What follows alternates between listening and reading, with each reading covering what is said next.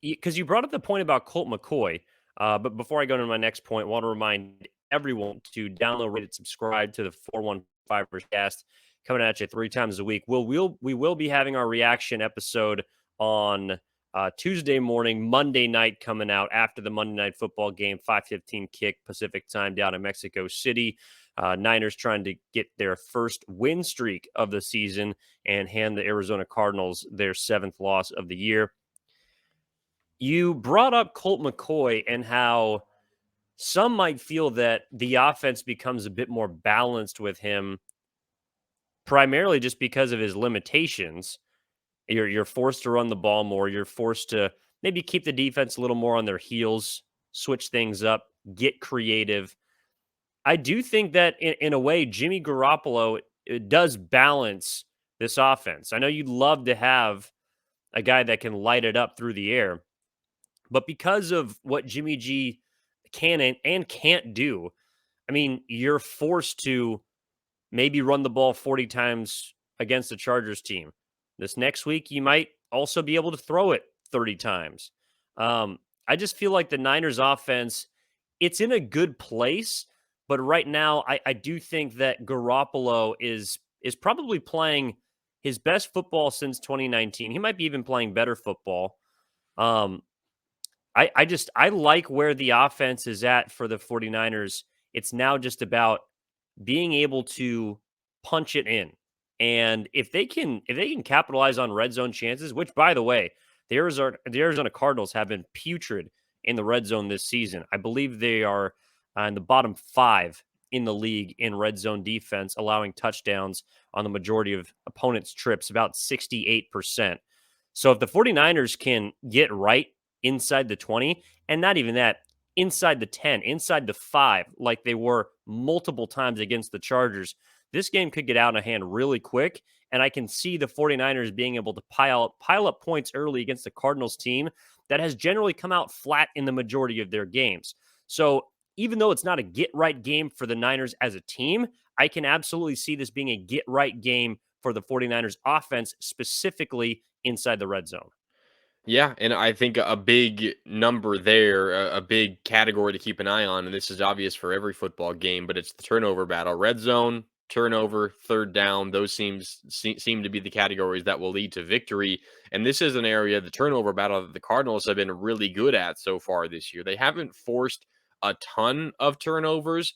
They've have 7 interceptions right there with the 49ers, which is middle of the pack, right in the middle of the NFL, but their turnover differential is +5, fifth best in the league. So Kyler Murray is prone to an interception here and there, but they forced 5 more turnovers than they've committed themselves, fifth best in the league. The Niners, meanwhile, are still in the -3, tied for 25th best in the league. They've certainly been better at that recently. They had that Talanoa Hufanga interception to seal the game last week. He was really good against the Rams. They forced Matthew Stafford into some bad throws. And again, Jimmy Garoppolo has been holding on to the ball better and not turning it over. So we've seen that number creep closer and closer to 0 as the weeks have gone on. And if this number takes another jump, maybe gets to -2 or -1 if they win this turnover battle by 2 on Monday, that's certainly going to be a big reason why the Niners come out on top if they do.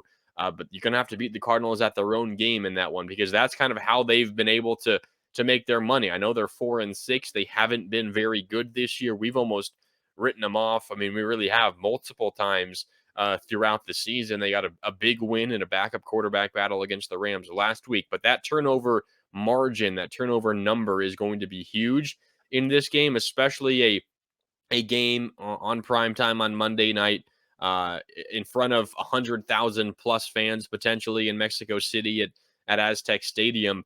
One turnover could really change the tenor. It could really really affect how the game is played in the future in environments like that. So Niners force a turnover early. They avoid committing a turnover in the first half. That could really be the difference in this game.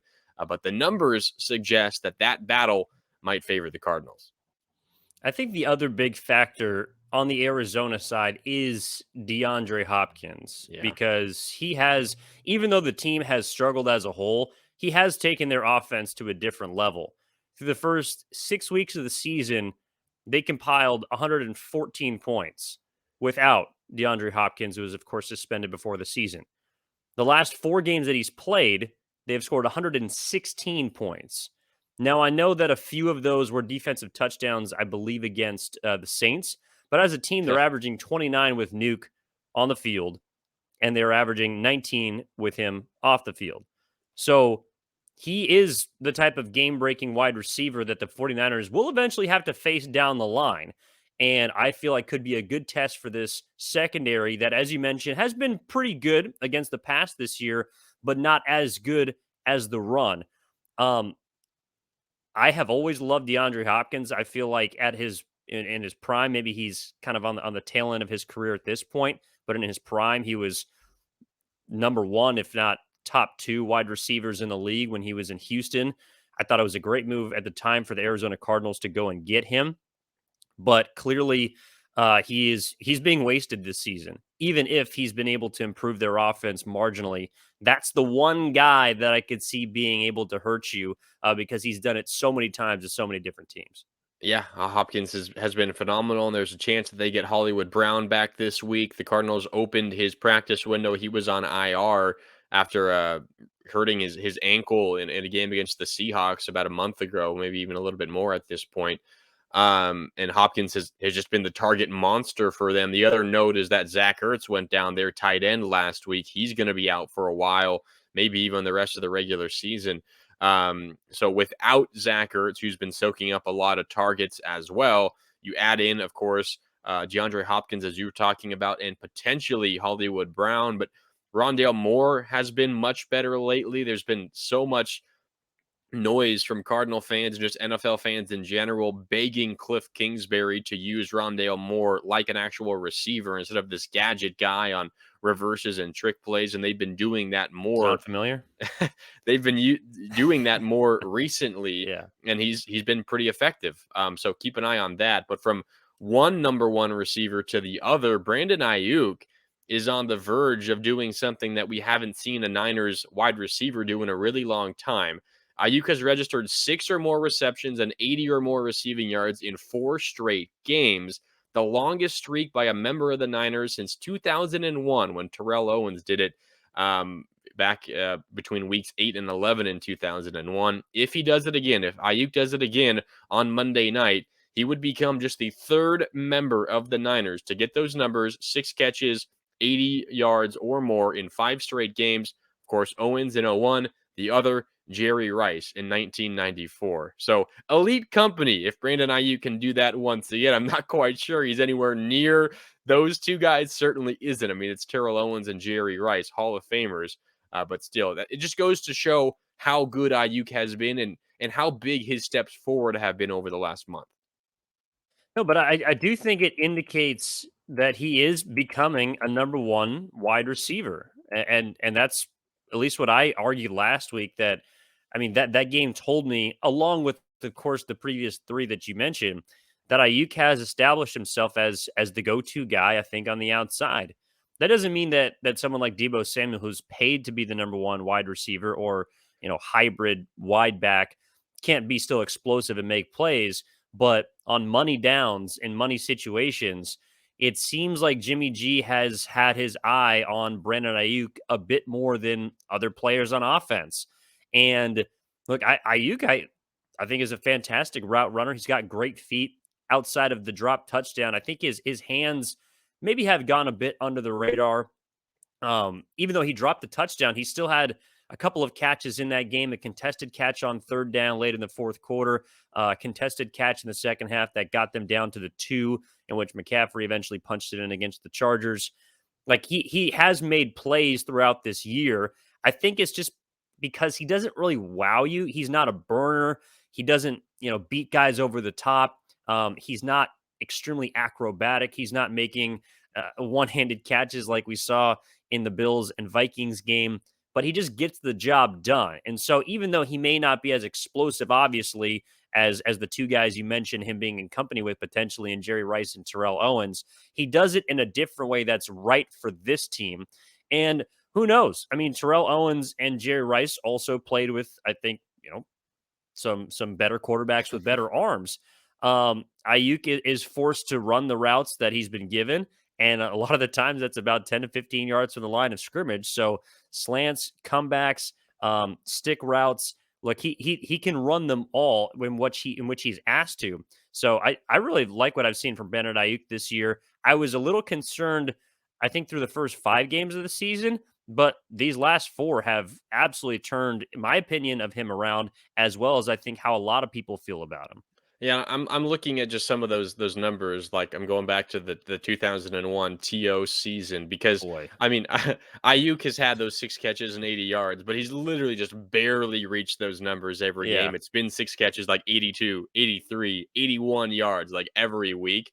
You look at some of the numbers for Terrell Owens. I mean, he had 9 catches, 125 yards, 2 touchdowns, 8 for 100 and 2 touchdowns, 9 for 183 and 3 touchdowns. So, I mean, these are different caliber numbers, but still, I mean, 6 for 80 or more is a really good number. And by no means are we saying that Brandon Ayuk is a future Hall of Famer on par with some of the best receivers in 49ers history. Certainly, we're not saying that. That would be foolish.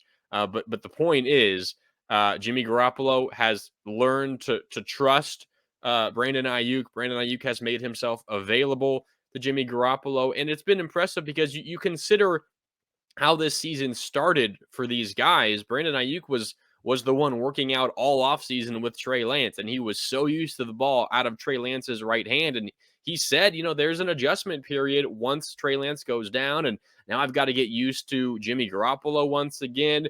But once he's kind of gotten back in the swing of things with Jimmy Garoppolo, he's been, as you mentioned, his favorite target.